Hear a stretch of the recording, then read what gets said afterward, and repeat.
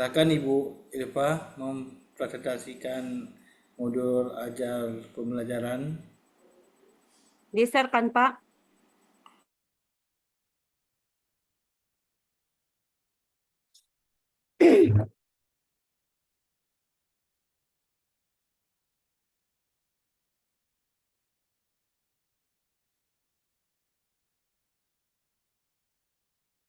Assalamualaikum warahmatullahi wabarakatuh.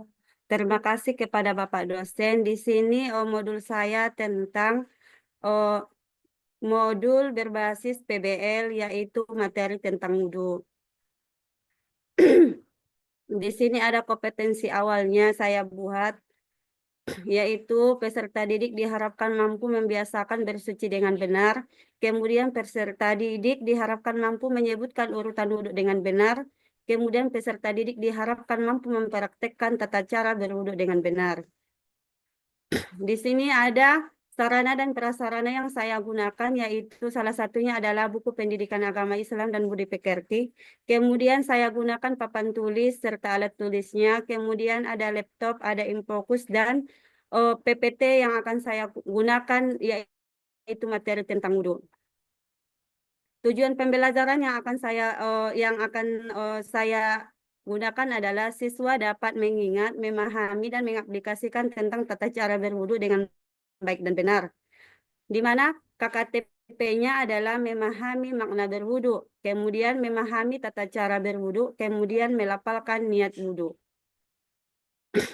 Kemudian Pak, di awal pembelajaran maka saya melakukan pertanyaan pemantik, yaitu apa yang dilakukan sebelum kita melaksanakan sholat, kemudian apa yang bisa dipakai untuk berwudhu. Dan di sini ada saya gunakan langkah-langkah pembelajaran saya, mulai dari kegiatan pembukaan, kemudian kegiatan inti, yaitu dan kegiatan penutup selama 70 menit. Dan ada juga refleksi yang saya gunakan di sini.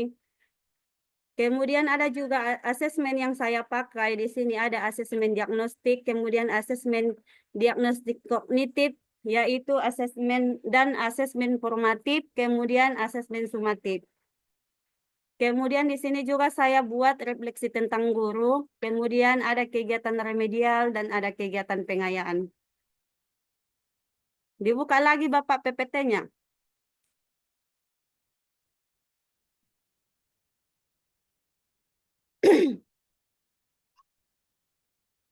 Ditampilkan lagi Bapak PPT-nya. Iya, Ya, Pak.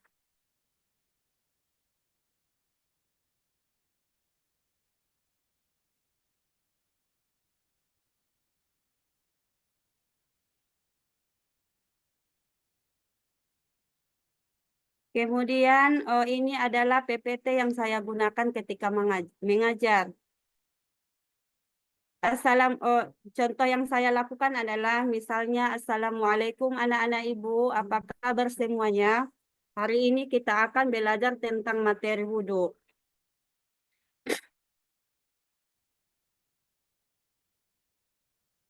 Sebelumnya, ibu mau tanya, ada yang sudah pernah berwudhu?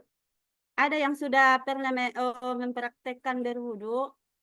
Nah, kalau pernah, apa yang kamu lakukan? Untuk apa kamu melakukan wudhu? Salah satunya adalah untuk melaksanakan sholat. Kemudian eh, untuk untuk pergi mengaji ke masjid, dan selanjutnya wudhu digunakan untuk pergi ke sekolah. Tujuannya adalah supaya pelajaran itu mudah masuk ke dalam otak kita. Di sini saya menjelaskan tentang pengertian wudhu. Wudhu artinya bersuci dengan air, di mana wudhu ini merupakan salah satu syarat supaya kita bisa mengerjakan sholat. Karena wudhu ini adalah cara untuk menghilangkan hadas kecil. Kemudian di sini ada juga saya paparkan tentang macam-macam air yang digunakan untuk berwudhu, yaitu ada air embun, air hujan, air sungai, air sumur, air laut, air salju, dan air terjun. Kemudian apa sebenarnya syarat sah wudhu itu? Yaitu yang pertama adalah harus beragama Islam. Yang kedua, bisa membedakan mana yang benar dan mana yang salah. Selanjutnya, menggunakan air yang suci lagi mensucikan, kemudian tahu tata cara bagaimana berwudu yang baik dan benar. Kemudian ada rukun wudu, salah satunya adalah niat. Jadi niat wudu adalah nawaitul wudu'a li raf'il hadasil asghari fardhon lillahi ta'ala. Yang kedua adalah membasuh muka. Yang ketiga membasuh kedua tangan sampai siku. Yang ketiga mengusap sebagian kepala. Yang keempat membasuh kedua kaki sampai mata kaki. Yang kelima berwudu secara tertib. Kemudian di sini nanti di dalam pembelajaran saya akan menggunakan diskusi kelompok, yaitu membahas tentang bagaimana tata cara berwudu yang ada di dalam gambar. Kemudian akan dipresentasikan di depan kelas per kelompok. Mungkin cukup sekian yang dapat saya sampaikan, Bapak.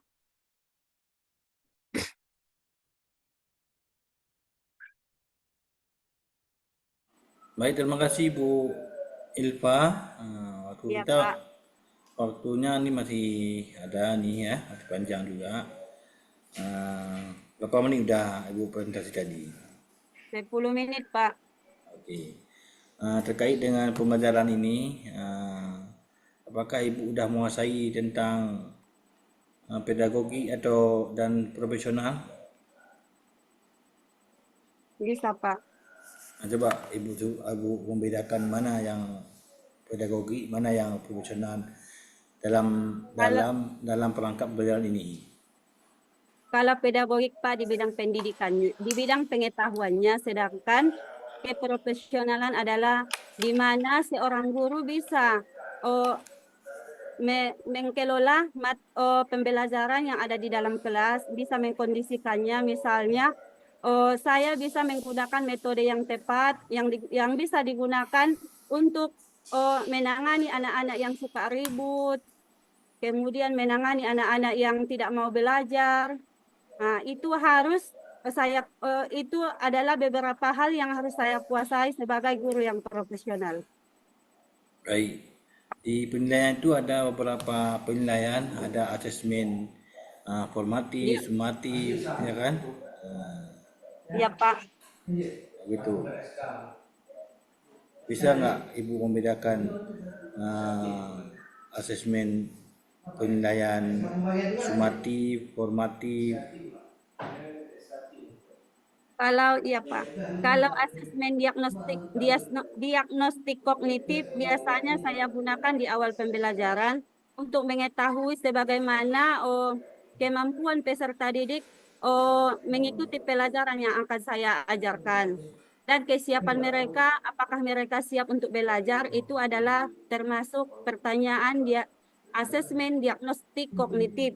Kemudian diagnostik kognitif itu biasanya saya lakukan soal yang saya berikan pada awal pelajaran bisa juga di akhir pelajaran. Sedangkan asesmen formatif adalah penilaian saya saat terjadinya proses pembelajaran, misalnya saya lakukan diskusi. Sedangkan asesmen sumatif adalah penilaian di akhir semester, Pak. Jadi ada beberapa asesmen ini harus bisa kita kuasai ya. Ya, Pertama Pak. asesmen awal, Ya, penilaian formatif, sumatif, juga kita gunakan teknik asesmen, instrumen asesmen yang orientasi khusus dan prinsip-prinsip merdeka belajar. Apa aja prinsip-prinsip merdeka belajar?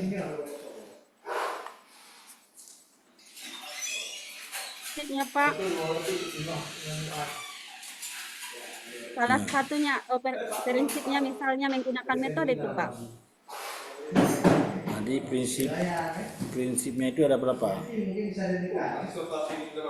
Ada 4 ya. Pertama prinsip holistik, kontekstual, berpusat pada baca diri dan eksploratif.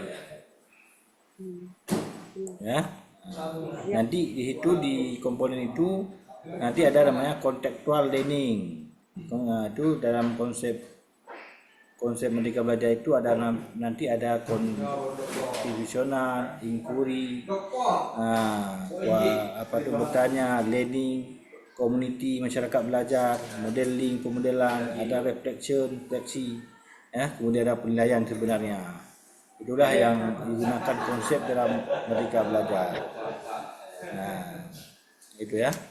Apakah Ya, Ibu Pak. bisa menguasai tentang moderasi beragama? Moderasi beragama itu kan Pak, kita bisa menyesuaikan diri kita di baik iya terjadi beberapa misalnya di dalam suatu masyarakat itu terjadi beberapa agama, kita harus bisa menyesuaikannya. Salah satunya adalah toleransi beragama, di mana kita tidak boleh mencaci maki agama orang itu. Kemudian ketika orang misalnya orang non-muslim sedang mengamalkan agamanya, maka kita tidak boleh mengganggunya. Itu adalah salah satu moderasi beragama, Pak. Oke. Ada berapa pilar moderasi beragama?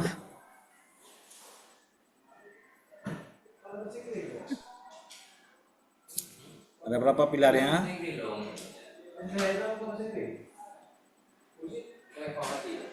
Pak. Ada 4 pilar ya. Gitu. Nah, salah satunya adalah menghargai budaya. Nah, tadi menghargai, ya kan? Pak. Kemudian apa lagi? Kemudian komitmen kebangsaan, toleransi, anti kekerasan, ya. Nah, akomodatif terhadap nilai budaya lokal. Surah apa yang bisa Ibu baca? Bisa Ibu baca Quran kan? Apa, Pak? Bisa Ibu baca Qurannya? Bisa, Pak. Coba baca surah Al-Kafirun. أعوذ بالله من الشيطان الرجيم بسم الله الرحمن الرحيم يا أيها الكافرون لا أعبد ما تعبدون ولا أنتم عابدون ما أعبد ولا أنا عابد ما عبدتم ولا أنتم عابدون ما أعبد لكم دينكم ولي دين صدق الله العظيم. Oke, la a'budu. Apa hukumnya? La Apa, Pak? a'budu. La a'budu. Ma- Apa hukumnya? Mad jaiz mad jaiz munfasil. Mad Mad jaiz munfasil, Pak. munfasil. Ya. Apa bedanya munfasil dengan mutasil? Kalau mutasil, Bapak, sesudah mat ada sesudah mat ada hamzah. Kalau mad jaiz munfasil sesudah mat ada alif. Dan lagi apa bedanya lagi?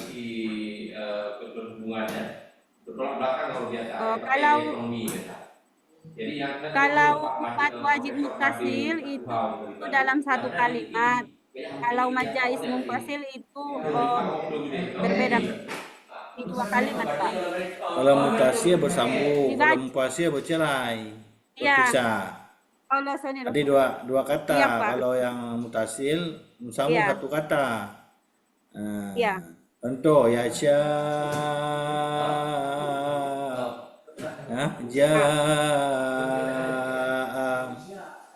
mad wajib itu, Pak. Hah? Mad wajib, Pak. Itu enggak ada pedangnya di atas. Nah itu, ya kan? Iya. Mat apa? Iya, Pak. Mawajib muntasi, ada mawajib munfasil. Ya kan?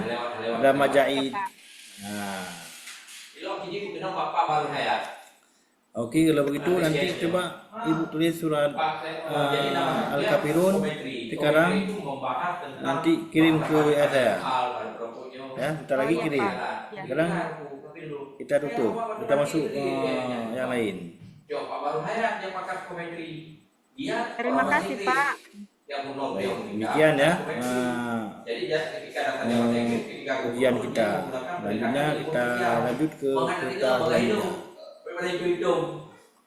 Di luar lain, Pak.